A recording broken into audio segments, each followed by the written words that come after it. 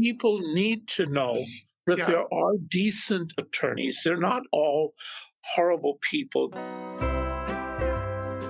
Aloha, and welcome to Taking Care of Tutu, your go-to podcast that explores the legal mechanics and real-life experiences of how we care for our loved ones and ourselves using the tools of estate planning, probate, and elder law.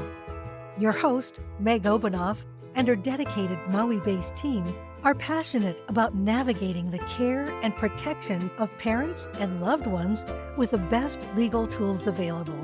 Our episodes feature expert insights, stories, and advice to help you tackle questions such as, do I need a trust or a will? And how do I navigate Medicaid for my loved ones? We're here to make legal complexities accessible and relatable. So, if you're ready for a podcast blending legal expertise with good stories, you're in the right place. Tune in as we explore the legal mechanics of caring for your ohana. Hi, this is Meg from the Taking Care of Tutu podcast. I'm excited today because for the first time we have a client who is willing to come on our podcast. As you know, we live in a really small community. So I asked one other person once, but she was a little shy to do it. So that's why we're not saying the name and we're not doing video this time. But she is coming on, and we might also have to alter her voice a little bit, but she is ready to tell a story about what happened with her family and how they found a way through it. So it's a Medicaid detective story. So I'm looking forward to sharing it with you. Bye. Welcome to the Taking Care of Tutu podcast. I'm your host, Meg Ovenoff, and today I'm so excited to bring one of our clients on to talk about a situation that she went through with her family. We're not going to do video for this episode, and we're not going to give you her name because it's a small island, and she wants to, if I may speak for her, she wants her story to inspire and help others, but she doesn't necessarily want to have everyone talking about her family business. So welcome, and thank you so much for coming on to share your story. Thank you, Meg. Thank you very much for asking me. And I do want people to learn from it. Perhaps some of them may be going through similar experiences, and that's what we would like. Great. I appreciate your willingness to do it for sure. So when we met, it was, I think, 2 weeks ago, you have a family member who had been staying, who required care for her medical condition. And how long had she been staying in that type of care? She'll be 98 next month, and she had one of her children took care of her until he himself was diagnosed with a degenerative disease, and his health has gone downhill. He could no longer pick her up. He couldn't care for her to the extent that she needed. And last year, she fell. And that was the start of the whole thing. She had to go to the hospital, and from the hospital, she was sent to Halemakua for rehab. And while she was there, her doctor explained to both of my nephews that she needed continued 24-hour care. Mm-hmm. And they did not like the idea of her being in Halemakua. And her personal physician explained that when his dad was sick, he and his mother did everything they could to take care of his dad, but they could not give his dad the 24-hour care that he needed. And so the family did have his dad admitted to Halemakua. The doctor was very impressed with the care his dad received. And he cautioned my nephews. He said, put whatever you think you know about Halemakua out of your minds. Your mom needs 24-hour care. Mm-hmm. Well, that was not good enough. They brought her home, and my nephew, with whom she lived, continued to care for her, but ultimately he couldn't lift her. And the danger of her falling was great. And worse, she would get up in the middle of the night, not know where she was, and try to leave the house. So there was a lot to it. In any case, they were considering, the doctor's advice, maybe she should be in Hollywood. So that led them to ask the question as to how much. Well, last year the rate at Hollywood was 15,000 a month. And there's no way they could pay it. So they Yes. asked what kind of assistance. And so they were told, well, if she qualifies for Medicaid, she can come in. And so we tried to get her qualified for Medicaid. We, the family, know that she only received her Social Security. Mm-hmm. And we were shocked when we submitted the paperwork to Ali McCoy to find out that she had additional income. No, she didn't. We saw her Social Security check. We knew what she received. And Holly McCoy was shocked also because he had no reason to doubt us. But Yes. suddenly the state is saying, oh no, she has access to money. And the state cannot tell you how to qualify. So they simply tell you, no, she has access to other money. So you had mentioned that her son was unable to care for her because, of course, any of us can't care for another person 24 hours a day. His own health suffered. He was no longer able to do it. At that point, she Right. was placed in care, not at Halemakua, but at a different location.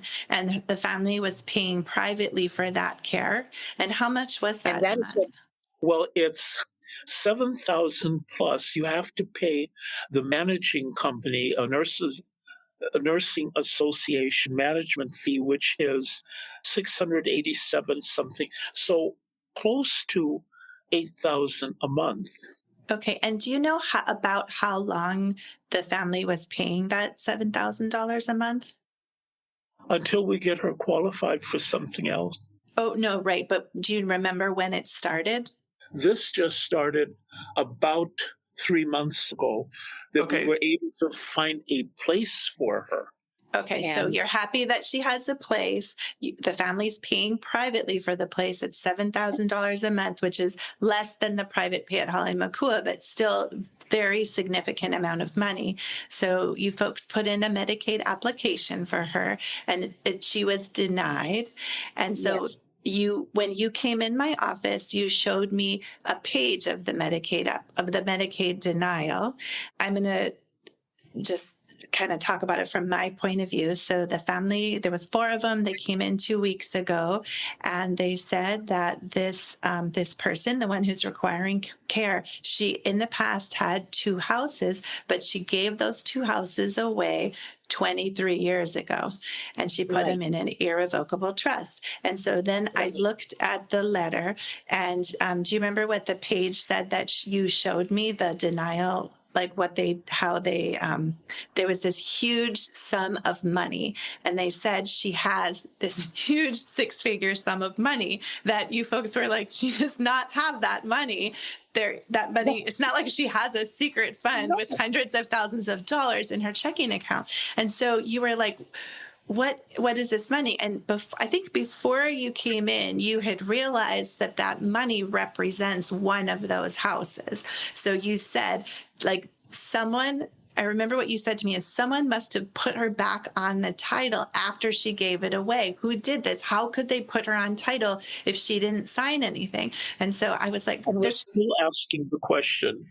Okay, well, I know the answer to that. And so it felt like it's sort of a mystery that we had to untangle all of these different pieces. And so we looked at the Medicaid denial, and it says, she was denied because she has all these hundreds of thousands of dollars, but she doesn't have that. So we figured out, okay, I was like, she gave away 2 houses in 2002, 23 years ago. Medicaid thinks that she still owns both these houses, that she never gave them away. And so they're counting one of the houses as exempt. They're saying this is the one she was living in. And the other one, instead of saying it was a house, they put the property tax value of the house. And of course, on Maui, that's a lot of money. And so that's what that number was. So they were saying she didn't financially qualify for Medicaid because she had this huge number. But what it was the value of one of those houses. And so Medicaid was saying she still owns these things, but they don't just say that. They say she has these hundreds of thousands of dollars in her account. So I think you came to me already suspecting that amount of money had to be the house, because she's never owned anything else that has that much money. Exactly.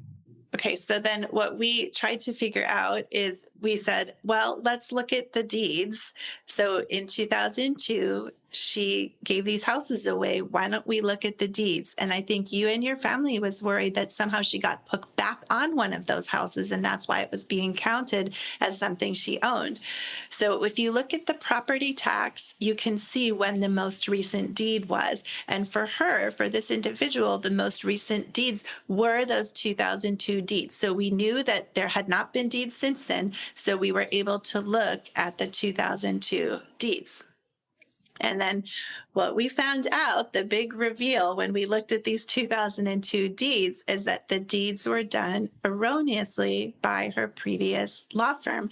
And so on a deed, there's usually a stamp that says it was recorded in the upper right-hand corner. And then it says on the left who to return it to. And then this person who made this deed had like a little summary at the top. And it said the person who gave it away, they're called the grantor, is her and her husband. And then the person they gave it to was an irrevocable trust, which is what you folks thought that she did.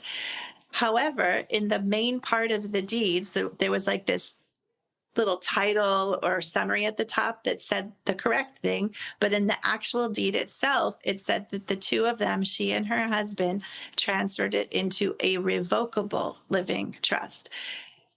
That's a huge difference, because an irrevocable trust means she gave it away. She doesn't own it anymore. There's issues with irrevocable trust, but we'll have to talk about that another time. But what the state saw in the actual body of the deed was that they just transferred it into a revocable living trust. When you put something in a revocable living trust, you still own it. And then it got even crazier, because your family was telling me that there actually was not a revocable living trust. Is that right? That is correct. There was none. So this deed that was done 23 years ago, the little summary or title paragraph at the top had it correctly, but the actual body of the deed that said what to do said that she and her husband were transferring it into a revocable living trust that the family says actually never existed. So when we looked in property taxes, it looked as though they still own it. It didn't say irrev trust next to their name. And so we could tell that the state was treating this as though they never gave it to an irrevocable trust or gave it away at all, that they still owned it. And so we realized that's why she was denied Medicaid, because in the eyes of the state of Hawaii, she still owned both those houses. One was being treated as an exempt asset. The other was listed on the thing, not by its address or anything, but as though she had all these hundreds of thousands of dollars. There was just a dollar amount. And so nobody ever put her back on the deed. It's just the deed was done erroneously 23 years ago. Okay. We did not receive, at least I have not been able to find in any of our papers, a copy of the deed. For some reason, it was not submitted to the trustee. So the family never knew that this is what happens. And I think most people probably reading that deed would see the section at the top that said it went to the irrevocable trust and say, great, it's right. It went to the irrevocable trust. So we figured out why she was being denied for Medicaid. Then we had to figure out, how are we going to fix this? And so when there's a mistake or a clerical error in a deed, you're allowed to do a correction deed. So you're allowed to fix your mistake. And so I was huddling with my team, with Danny and Cheryl. We were like, how are we going to fix this?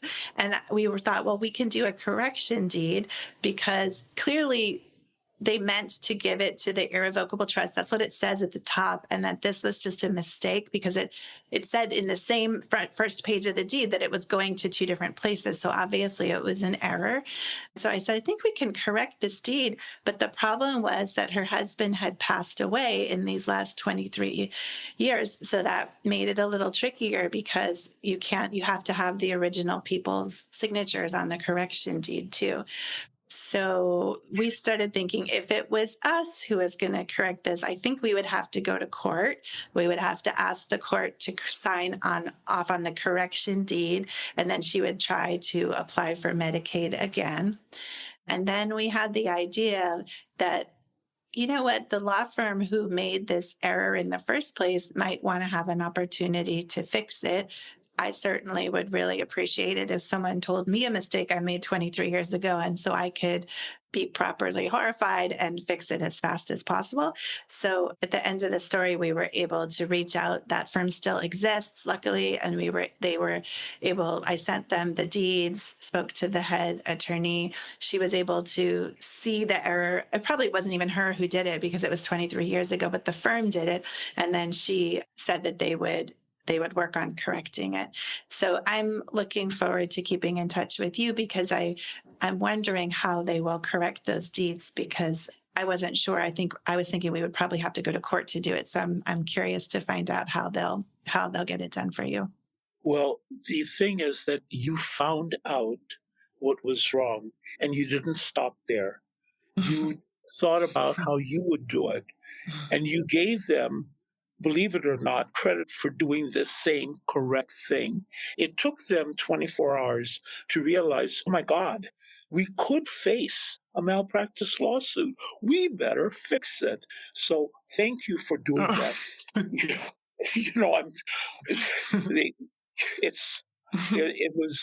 It was very decent of you to do that. Oh, thank you They very didn't much. deserve it, but nonetheless, because when we called them to tell them that we were having these problems and we knew that she didn't own anything and we couldn't figure out what was happening, they said, oh, well, it's all there. It was an irrevocable trust. It says so. And that was all the help they offered. So our family owes you a great deal. Oh. Is that why you agreed to come on the podcast? Now I feel guilty. No. Thank you. People need to know that Yeah. there are decent attorneys. They're not all horrible people that died with a crazy president. But anyway, there are people who really do try to help. And I think people needed to know that. We had tried everything. We went to the court. We were told there's free advice at the court. So we went to the court and the court said, you go back to your, initial attorney, that law firm, and and we did that. And the result, we got nowhere. And my sister-in-law still is not, that's all we ever wanted to do. Yeah. We uncovered a great deal. I would also like to point out that dyslexia has very little to do with intelligence.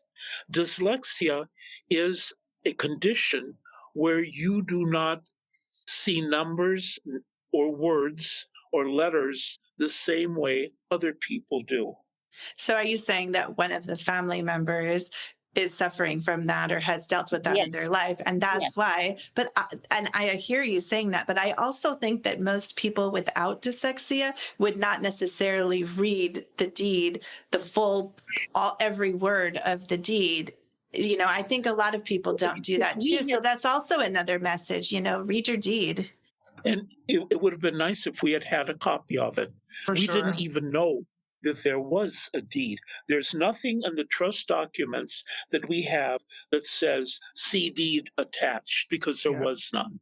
And I just want people to know that all is not necessarily lost. You can be denied for Medicaid or someone at the hospital can say you won't qualify. And you might still qualify. There might be a thing you can do to fix a past mistake. Even if you gave some money away and you're getting denied for that, they can give the money back to you and then you can start over. So it's not like all is lost if you get a no. It's super frustrating, especially when you're paying so much money every month for care, but all is not necessarily lost. And sometimes there's a puzzle to figure out. And once you figure that out, it can work. Yeah. And you were kind enough to figure it out. Thank you. And we'll reapply because we believe that she needs 24-hour care that is more than she is receiving now. Not that the care home is not doing a good job. However, she is allowed to just lie in bed and do nothing. At Holly McCool, even if you want to lie in bed, they're going to wake you up. They're going to make you sit up. They're going to make you move around. You're going to be on a program. Exactly. Yes. And this is missing right now from the care home where she is at. They do keep her clean. They're, I'm not faulting them. They're doing what they're supposed to do. Mhm. However, she needs more care. She needs the attention to get her up, to get her moving around, because she can still move around, or she could when she went in. Yes. It's hard on the family to see her like this. First of all, she was very active as a young woman, and again, dyslexia. Of their family, 3 of the 5 children are dyslexic in varying degrees. And it does not relieve you of the responsibility, even if you are dyslexic. The one nephew trustee should have said, I am dyslexic, I need help. Explain to me what this means. There was a reluctance to do that. As a result, he was taken advantage of by a person he considered his very good friend. I hate hearing about that. I'm so sorry to hear that. Yeah, his friend said, don't worry, I'll take care of the books. That's what I do. I'm real good at it. And, I'm your friend. I'll do it for nothing. Except when I finally got copies of the bank statement for 5 months. That was all. I was foolish. I should have asked more, but I said, well, bring me so I can reconcile the account. I get handed a checkbook and I'm told, okay, from here on you handle the bills. Well, I don't know how much money is in the account.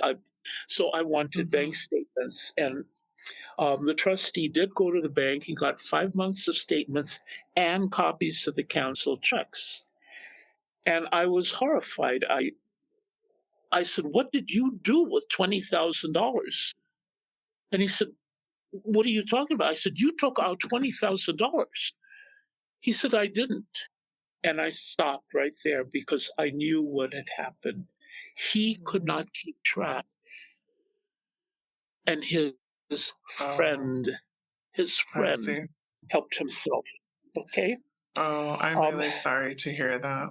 And we're not going to do anything because he's still processing the loss of someone he believed was his friend. Yeah. And I think given his condition, his health right now, he doesn't need any more pressure. Yeah. And so let the guy get away with it. He'll answer someday to his maker for what he did. I'm sorry to hear about everything that you folks have gone through. I'm encouraged that because you're doing the check writing now? Are you the one doing it? I fill out the information, but I make sure the trustee signs it. It's nice to know that you're doing it, that will be taken care of accurately. And I have hope that the law firm will get those deeds corrected and that she can then apply another time and hopefully qualify, because then you can move her to Holly McCool. She can get the care she needs and it won't be at such a great cost to her family. And then maybe we can celebrate her 100th birthday. I love that. She gets the right care. I think we should end on that. That's such a happy thought. I really appreciate you coming on and telling your story, because I think a lot of listeners will relate to it. And it's not an encouraging story, but it is encouraging, I think, to think that there are people who can help you. You can figure out how to get the person where they need to be. Thank you so much for everything you've done. And thank you for allowing me to let people know, what can happen when you trust without cause, without reason. Yes. Okay. Yeah. That's a really good message too. Thank you so much for coming. I want to say your name, but I'm not saying your name. So thank you very much, and we'll see you soon. Thank you, Meg. We'll see you.